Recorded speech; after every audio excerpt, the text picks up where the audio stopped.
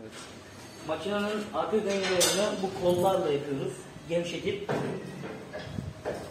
hareket ettirebiliyoruz.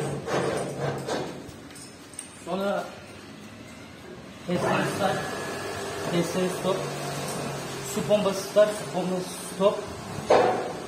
Kesme ileri diyoruz. Buradan kesme hızını ayarlayabiliyoruz.